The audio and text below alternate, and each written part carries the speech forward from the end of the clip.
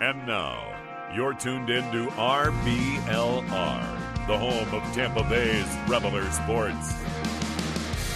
Good day, Buccaneers fans, and welcome to the podcast that brings the Florida sunshine right to your ears. I'm Musab, one of your co-hosts tonight, and the sunshine ambassador on this radiant journey known as RBLR Bucs. Well, let's start by addressing the elephant in the room. My fellow sun seekers, we've had ourselves a lot of tough losses in the past, and this one for sure was, I would say, extremely painful against the Texans over there in Houston. It was, I guess, an interesting rodeo, if that's what you want to call it. And unfortunately, I don't have any magic elixir to ease the pain, but I sure hope you find some peace in knowing that we're in this together. Well, that being said, as we bask in the warmth of the Buccaneers fandom, I want to introduce you to my co-host tonight, who will be bringing in some extra sunshine that we definitely need to this podcast party.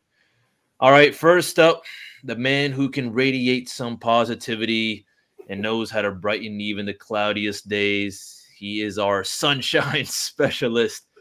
We got Zach Blaine in the house. How you feeling, Zach? Up, buddy, man? I missed y'all last week. I'm happy to be back. Likewise, man. It's good to have you back, and I am looking forward to hearing your true feelings about this loss. No, you'll get them tonight, man. You will get them. Hopefully, it's got a little bit of sunshine. But that being said, to my left, maybe he can turn that frown upside down. He can also spread some rays of optimism and perhaps brighten your day even after a tough game. He is Carter Brantley. Carter, the mic is yours, my friend. I appreciate it, my friend. Hope y'all are doing well. Hope our listeners are doing well. And even though the Bucs have been bad, I want to spread some positivity. The weather in Tampa has been gorgeous. I don't know if y'all have been walking around outside lately. My goodness. So it may be some crappy football that we're watching from the Bucs, but at least you can go outside and be outside without getting drenched in a bucket of sweat. So there's that. But obviously, the Bucs lost this weekend to the Houston Texans. It was a brutal game, 39-37. Obviously, very high scoring. Not a lot of defense being played this past weekend. And CJ Stroud broke a rookie yardage record. He broke Andrew Luck's record for most yardage thrown in a game by a rookie quarterback. But the offense looked really good. So that was kind of fun. But at the same time, it was still a loss, and it was a heartbreaking loss because it came right at the last second. And we'll get into all of it. But we'll start with just kind of a broad thing. The offense showed up. This is the first time all season that they've scored over 30 points. And it's the first time it's happened in a while. The last time they did it was a couple of years ago during the Brady era in 2021. So it's been a minute, and it's only like the third time they've scored 20 points all season. So the offense showed up. The defense was bad, atrocious. Their worst performance all year, worst performance in a while. Do you think this is an outlier game for both? Do you maybe see this as a trend for the defense or the offense? How are we feeling about it? Overall thoughts, Musab, we'll start with you, brother. You think it's a trend or just an outlier game? To be honest, I think it could be a trend. That's what I'll say, just because, overall, it's not like we've seen anything super special. There's only a few kind of stars that we have on our defense right now who are still showing up. Antoine Winfield, Levante David, Vita Vea. I want to also give a shout out to Cansey as well for stepping up. He's looking real good as a rookie. But other than that, I don't know. It's looking really mysterious. We're still having a lot of issues with our kind of DB unit in regards to, that's just the way they're playing, and also just the way the coaches have kind of cooked up their strategy. But on top of that, what I think I'm not seeing at all, and what I think could be a possible trend is the lack of kind of pass rushing we've been dealing with. I don't think I saw anything of it, against the Texans. It just looks so different. Honestly, I feel like that kind of 2019 to 2022 when we had all these stars, JPP, I think Shaq Barrett. The old Shaq Barrett is not, the Shaq Barrett that we have right now. Okay. And then JTS is doing nothing. So I'll leave it at that. So I think it could be a trend, but I don't think it's just an outlier. I wouldn't be surprised. Fair enough. Fair enough. How about offensively? Do you think that it's maybe this is that when they turn it around, they looked kind of decent running the ball? Baker Mayfield looked really, really, pretty good. He was wheeling and dealing. Or do you think that's also an outlier game? Real quick. I'm sorry, Musab. I'll let you answer the question. How can you say really, really pretty good? Hey, I don't want to look. They still lost the game. Like, I don't want to give them all the credit. Not because of Baker. Baker All put right, us fair in enough. position to win that game. I'm sorry. All right. I apologize. No, you're good. Go ahead, Musab. Do you think it's bucking the trend offensively, or do you think this is just an outlier game? I mean, I think if we're gonna play like these low mid-tier teams like the Texans, I think we can definitely make it happen for sure. But when we're going against teams like the 49ers, for example, I don't think it's gonna happen at all. I think we're gonna be absolutely embarrassed. I think we just had a good game, something that I was expecting for sure. But I don't know, nothing really stood out. I feel like what we expected, I guess, is not what I expected, that we're going to be scoring that many points. But finally, with our kind of key pieces that we have, and I guess with a solid or decent looking run game, by Rachaad White, I'm satisfied. Fair enough. That's a fair way of putting it. Zach, how about you, man? I know you've already interjected with your Baker Mayfield propaganda. So, do you think that this is a trend for the defense, and do you think that this is where the offense turns it around? How are we feeling about this game? I've been saying that the offense was going to click at some point. I did not expect Rachaad White to have a great game, and I told you in our chat, like, I'm man enough to admit when I'm wrong, and he had one good game, and I will give him all the credit to that game. Like, he looked very good running the ball.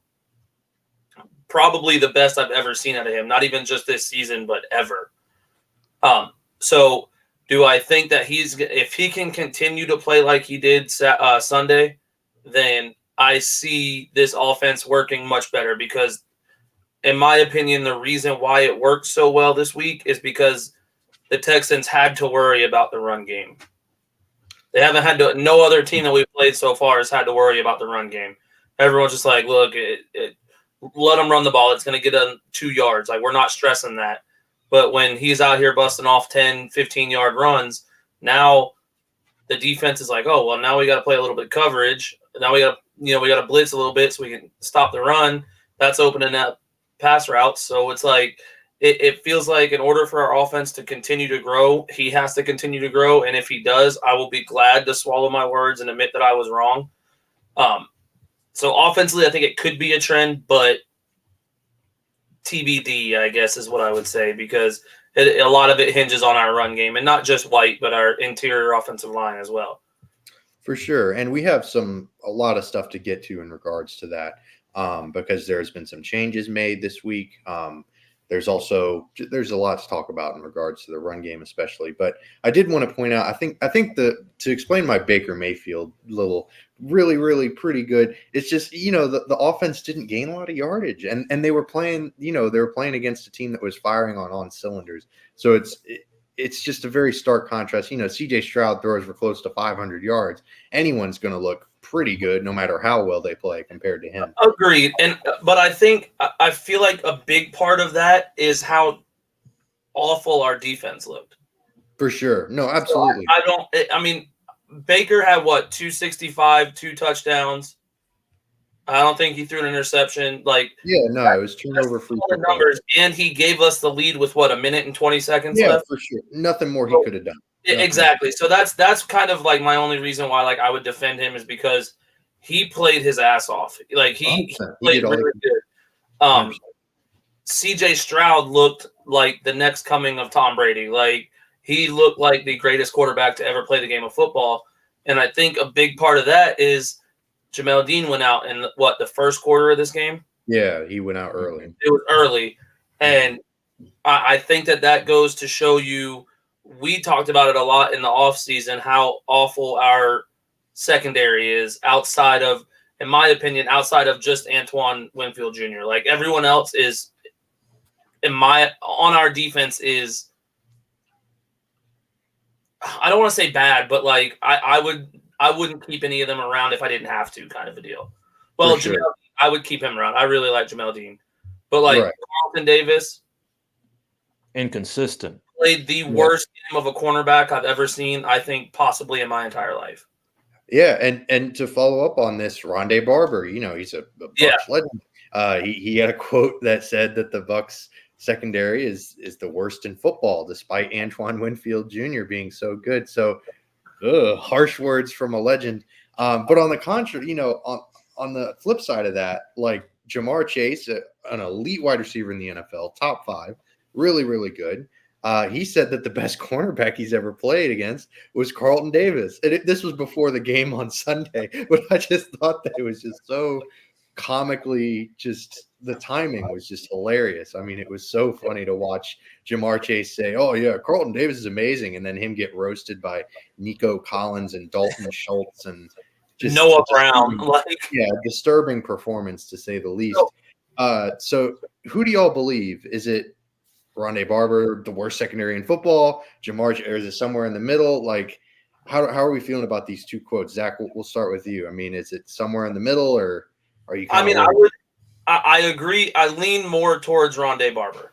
I don't know if we're the worst secondary in the league. We're bottom 5 in my opinion. I don't know that we're the worst, but we're real low. Outside of Jamel Dean at corner, the second best player on our defense at the corner position is Christian Isian, in my opinion. And that's like, he's an undrafted guy. He wouldn't be a number 3 on almost any other team. Right. Or a number 2 on any other team. Sorry. So I'm saying he's second best.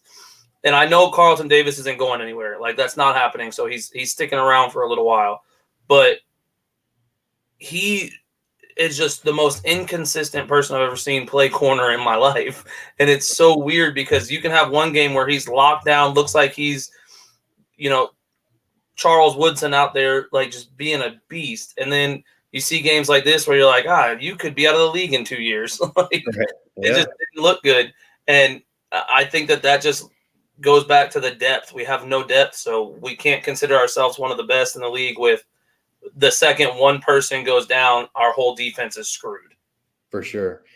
All right, Musab, how about you? I mean, are you maybe you're a little bit more lenient on it's just, it's one game. I don't want to have this one game be a reflection of who Carlton Davis is as a corner, but maybe you're still just as harsh as the rest of us. Maybe you're like, yeah, Carlton Davis is ass. Yeah, I'm with Zach. I mean, I wanted to say, yeah, Carlton Davis is ass. I don't have but no, but what I will say, I mean, I said when he was talking about it right now is just the inconsistency. I mean, I am leaning more towards with Rondé Barber. Are we the worst? I don't know about that, but yeah, I think we're definitely in the bottom for sure. Okay, yeah, Winfield is elite, but other than that, I mean, look at Ryan Neal, Zion McCollum. These guys are basically like special teamers, moonlighting as starters.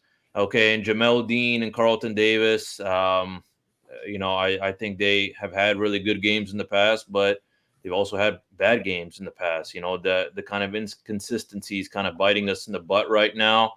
And just, what Zach said with the last statement, hey, listen, when one of our kind of starters goes down, then we really suffer. Yes, we do. And I think this is something we've been dealing with in the past for sure.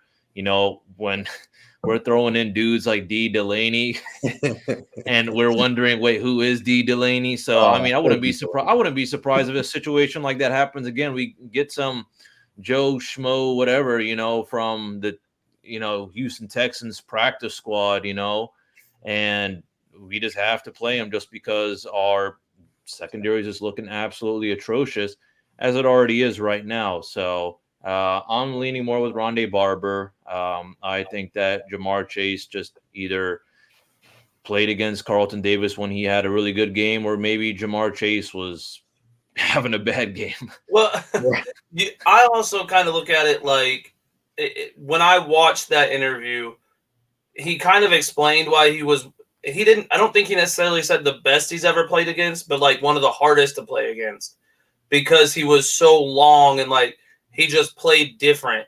So it's one of those things where it's like, I don't know if that necessarily translates to being the best,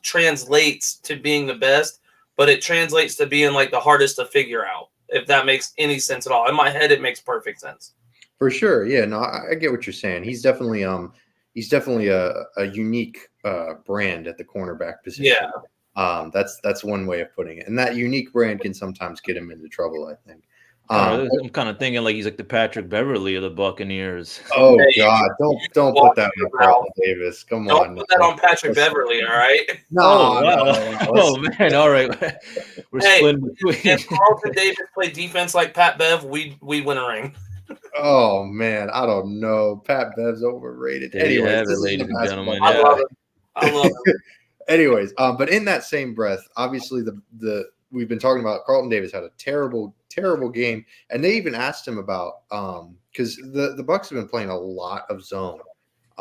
They've played zone a lot for whatever reason, and they've given up more touchdowns in zone coverage than any team in the league. And in man, they've given up fewer touchdowns than any team in the league. So, I mean, I don't want to put the blame entirely off of Carlton Davis because obviously he struggled mightily, but I don't know. This is just another example of Todd Bowles falling short for me. I mean, why do they keep playing zone? I mean, it's just kind of confusing. So I want to hear, is this enough to maybe like really question why Todd Bowles still has his job? Because he's the defensive coordinator. Like he's a defense first guy. So Musab, we'll start with you. I mean, is this kind of a reason enough? Just this, like, take all the results aside, like this is just spitting you in the face, man. Play more man, and it's like nope. And yeah, I don't know. For me, this is reason enough to axe him already. But maybe you feel differently. I know. I'm sure many people are thinking just like us, and obviously, I'm sure the Buccaneers organization or the coaching staff is aware, but I don't know why they're not changing things up. Right. And that's exactly what cost us the game. We were playing zone coverage and we got absolutely cooked. I think playing zone is also what allowed CJ Stroud to look so good. I think he was really getting a lot of time, or for his receivers as well, getting a lot of time to kind of really get open. They took advantage of it. That's how they won. And it's almost like, one reason as to why we keep losing is because of bad coaching. We find any way we can to lose this game, and that's what we did in the last 30-ish seconds, 30, 40 seconds we had. So I don't know, it's embarrassing, and I'm right there with you, Carter. That's it. But Zach, you feel different, or what are you thinking? Yeah, it's kind of I feel a little bit of both. Like I feel like I wanted him fired before the season started, not even just now. but I also feel like, do you guys think we have the talent to run man? I mean, it seems like they don't have the talent to run zone. So, like, I agree with that, but would you rather? I feel like we have a better chance of something lucky happening in zone than us having anyone run one-on-one against Carlton Davis. Right, for sure.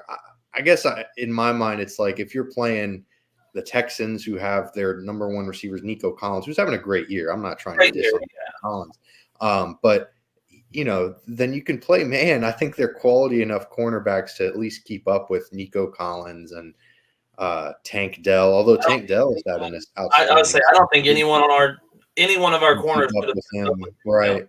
Yeah, so that's my only like. As much as I am not a Todd Bowles fan, like that's my only kind of devil's advocate situation here is that I don't know if this team has the capability to run man. Our linebackers are not coverage linebackers. If you're running man, your linebackers have to play coverage. And I love Levante David. I'm on Devin White, but like neither one of them are coverage linebackers. So do we really want one of our speed rush linebackers or run stuffing linebackers to play man coverage on a tight end who's probably going to cook us? To me, it feels like our team is not set up to run man when I think that man is the better defense to run in the league. Yeah, that's fair.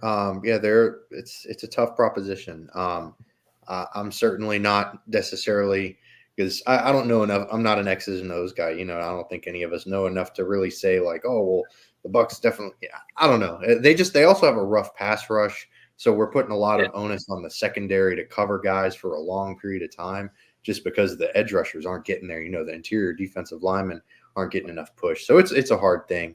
But one thing that I know is definitely a lock. Like I don't even have to question whether to run man or zone or what T-shirt to wear because RBLR has a shop that you can check out.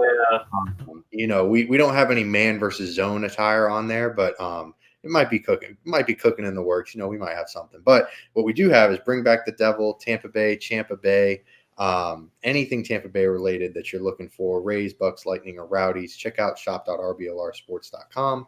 And I'll give you a promo code Cannon, CANNONS, since the Bucs are on a losing streak right now. And you might need someone to pick me up. That'd be kind of nice. Get yourself something nice and, check it out for sure. So after that shameless shot plug, we'll move on to something a little more lighthearted because, good Lord, it's been a negative first half of this episode. So what songs are y'all listening to this week? What's your jam of the week? Musab, we'll start with you. What are you bumping in your car on your way to the grocery store or wherever? Oh man, I'll be kind of listening to a lot of podcasts these days, but when I'm listening to music, I don't know. I heard this Dua Lipa remix of the "Don't Start Now." It's like the Regard remix. Word. Yeah, I don't know. It kind of just feels like I'm at some kind of young hippie club in New York City or something. I got a nice mojito in my hand and dancing with the shawty or something. Life's good. The Bucs win.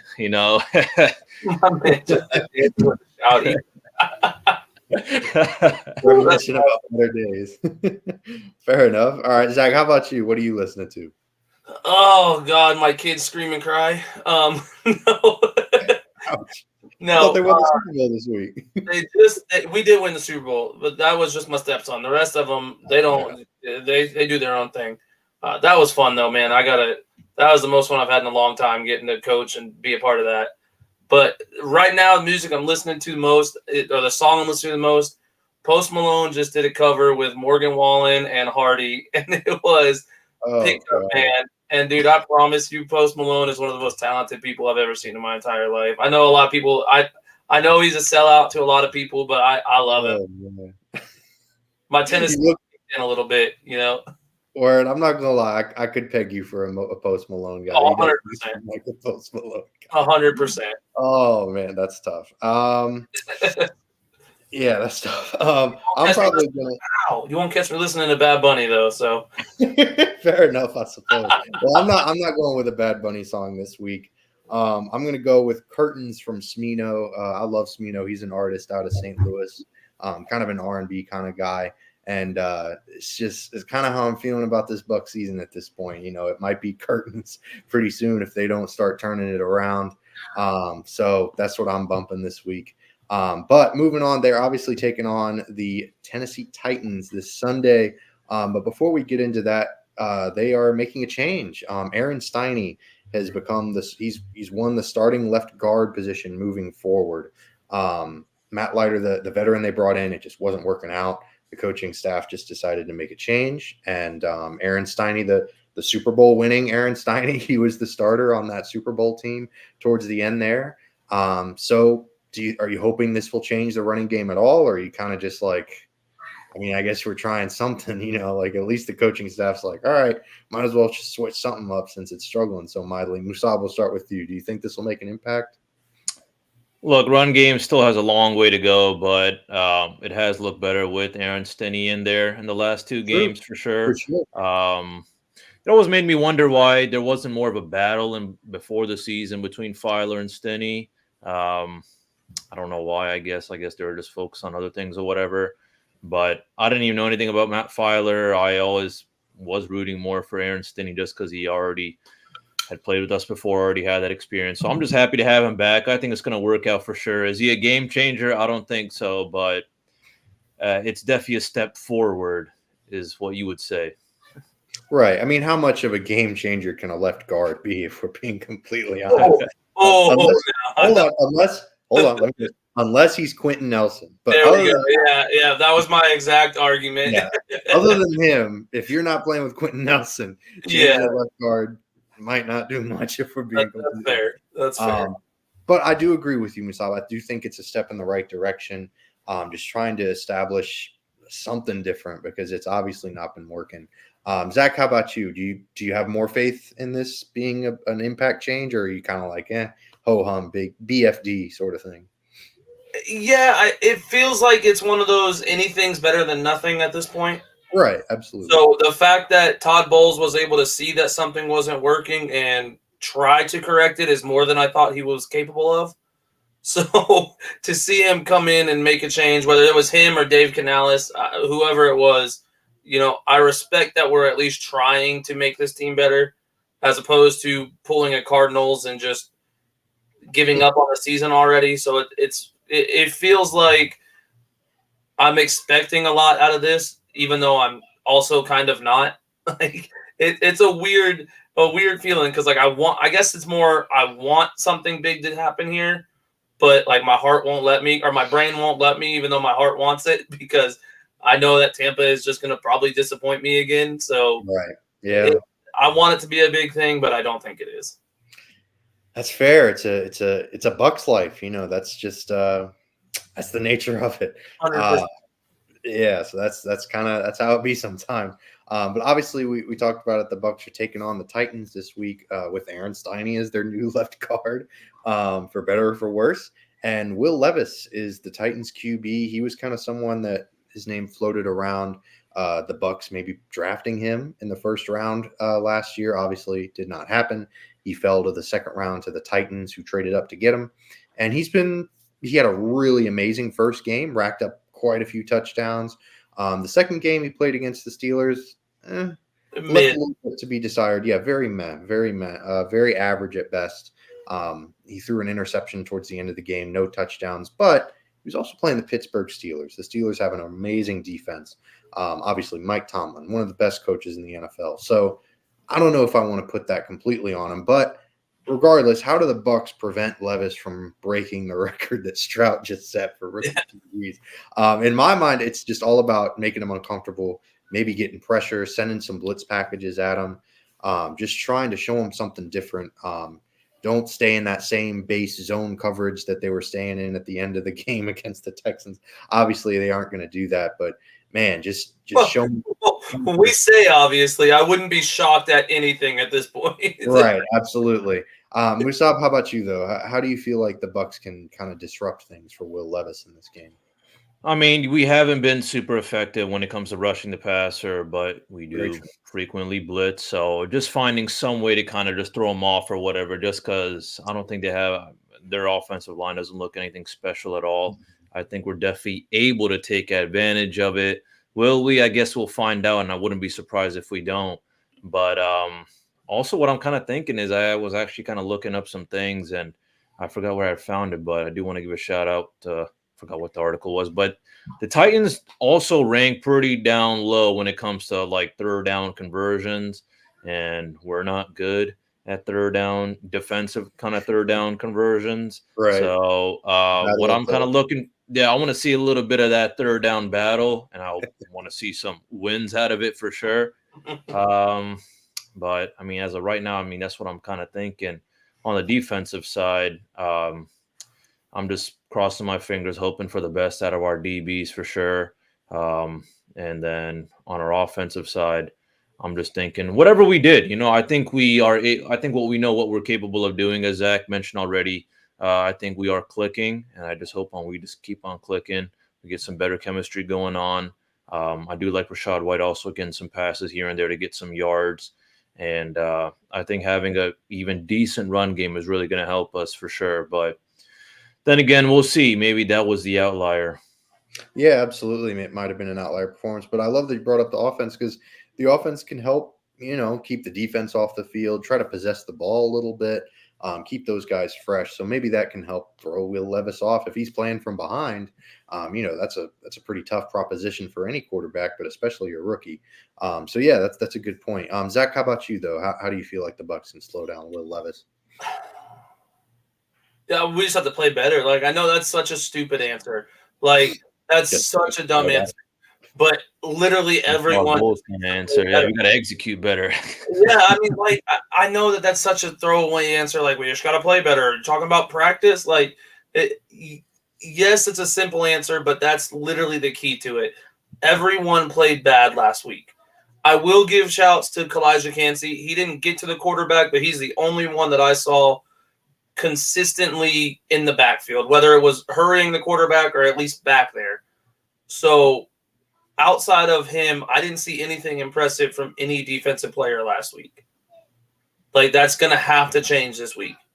Absolutely. I was doing some research, and we gave C.J. Stroud now currently has 2,270 yards on the season.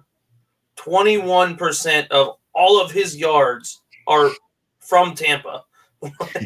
From that one game, he's got 21% of his yards on the whole season. I think that if we can just try to hold maybe Will Levis to like 18% of his yards, we have a chance to win this game. Right. Although his percentage might be a bit higher since he'll only because I think he's only played 2 games, and he only had one good game. Like you said, last week was kind of mid. Right. The Steelers' defense is better than our defense, so I guess we'll see. Yeah, definitely. Absolutely. TBD, as you would say. Mm-hmm. Yeah, so I don't know. We'll definitely have to see how things go. Like Musab mentioned, the offensive line for the Titans is a little bit, so maybe the Bucs can kind of take advantage of that. But speaking of that, what are some kind of key matchups that y'all are looking for in this game? For me personally, just to start off, DeAndre Hopkins looked pretty darn good in that first game with Will Levis under center. So I'm looking at him and thinking, man, are the Bucs going to be able to slow him down at all? But luckily, I will say Carlton Davis he's a physical corner, and DeAndre Hopkins is a bit long in the tooth. So he was never really a trailblazer in regards to speed, but he's definitely not as fast as he once was, not as explosive as he once was. So I'm actually kind of excited to see how Carlton Davis can bounce back and maybe try to do a bit more. Maybe he speaks up and is like, "Hey, coach, I got to play more man," because that seemed to be kind of what he was alluding to. While at the same time, I'll give him credit. He took a lot of credit for his crappy performances. Yeah, he did. Yeah, I'm dogging it, but for sure, man, like, you got to respect that. Absolutely. So that's kind of my key matchup, so to speak, is the secondary in general versus Hopkins, but more specifically Carlton Davis. Zach, how about you? What's your key matchup going into this weekend? My key matchup is our front seven against their offensive line. We have to be able to get pressure on the quarterback, and we've got to be able to hit Derrick Henry before he gets up and running. Because Derrick Henry with a full head of steam, none of our corners are taking him down. We've got our linebackers and our D-line have got to get back there and stop him before he picks up a head of steam, and we've got to be able to take down Will Levis. We cannot let him sit comfortably in the pocket like we did C.J. Stroud. Absolutely, I'm with you. That's some good stuff. The front seven's definitely got to step it up. Musab, how about you? What's your key matchup for this weekend? For me, I think that's definitely something to look forward to, what y'all mentioned on the kind of defensive side, but I wouldn't be surprised if there's some kind of inconsistencies. It's not like I'm kind of seeing anything super special out of our defense so far. So I wouldn't be surprised if, we do let Derrick Henry get hot or we do let Hopkins get hot. But what I'm actually looking at is on the offensive side, I want to see, Baker or the offensive line allow Baker Mayfield to have plenty of time to, look for his guys, be less pressured, of course. And I'm also thinking that we are able to take advantage of their kind of mediocre rush defense. Our rush offense isn't that special either. But what I did see last game is definitely some potential for sure. So I'm looking more on the offensive side. So specifically O-line, protecting Baker, giving him some time, and then as well as kind of using that rushing attack as well. Absolutely. Yeah, definitely a great point. The offensive line can really step up, hopefully. But moving on to our next segment, we've got the over and under segment. Zach, I know you've got some stats for us. Hit us with them. I got a couple of them. So after last game, we look like garbage getting to the quarterback. Over or under 2.5 sacks this week? Under, without question, not even hesitation. Musab, go ahead. I'm going under. Yeah, I think we get 2 at max. At max, yeah, 2 max. I'm right there with you. So that one was not a good one. No, not a good one for debate, but I felt like maybe someone would say more. It makes a point though. No, and then the next one, I feel like I've done a lot of Rachaad White, so I want to do a Mike Evans one. because there's a couple of passes last week that I felt like were there, but Baker didn't necessarily give time to develop for the play to develop. So over or under 6 catches for Mike Evans, 6.5, I guess it would be. I'm gonna go under. I think he gets at most 5. Musab, how about you? Oh man, this one's kind of tough. It is. This is a good one. Yeah, this is a good one. Oh man, if I had to, I would probably say, I'm gonna actually go the over.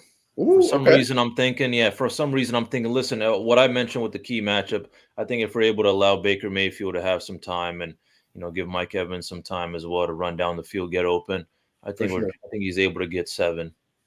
Yeah, because you want to talk about crappy secondaries. I mean, Tennessee, they got Sean Murphy-Bunting, Christian Fulton, and Caleb Farley. Just a lot of inexperience.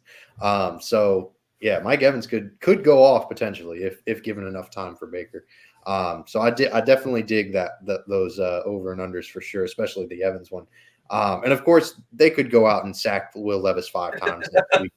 Tell us. I wouldn't be shocked at this point, man. For sure, and that would be wonderful. But now we're finally towards the end of our episode. We would love to hear some predictions from y'all. Musab, who you got this weekend? What's your score? I got 27-24 Titans. I just don't think that we have it in the tank to run away with the win. I think it will be a ugly battle between the two. I think we'll have some kind of good drives from both. I think there's going to be good drives from both of them. But I think there's going to be some bad drives. I think it's going to be boring at times, exciting at times. But there's just something in my head telling me that, we have bad experience when it comes to rookie quarterbacks, backup quarterbacks, you know what I'm saying? And I think the curse is still going to be alive for us this upcoming weekend. So, unfortunately, I'm going 27-24 Titans. Some dark stuff, but hey, it's the truth. It's the truth. Reality sucks sometimes. Still Halloween here in Tampa. Right. It's still trick or treat season for opposing rookie quarterbacks. I'm gonna go 2010 Tennessee. Zach, how about you? Ooh, okay. See, I'm gonna be different. I feel like we're on a bit of a down streak, and something's got to give. Okay, I'm saying 30-20. Tampa wins. We break 30 2 weeks in a row. Look, this defense is not as good as the Houston defense, in my opinion. So I'm taking 30-20 Tampa. We finally get back in the win column. Atlanta loses, and we're still in contention for the first place in the wonderful NFC South. Yeah, it's brutal. It's funny you say that the Titans defense is not as good, and yet you have the Bucs scoring fewer points against them. Well, listen, I think look, but you're right though. We had to score. I feel like we're not gonna. Sure. It's not gonna be as close as the Houston game. For sure. So I feel like at the end of the game, we're not gonna be pushing the ball like we were this last game. Absolutely. No, I feel you. That's a good point. All right. Well, we're coming towards the end of our episode. We really appreciate y'all tuning in. Hopefully next week we'll come back with better news about the Bucs. It's been a rough past month, it feels like, and hopefully they'll change the tide here. But until they do, it's just a Bucs life, and that you got to deal with the cards you're dealt, the way the cookie crumbles, all those cliches. But as always, go Bucs.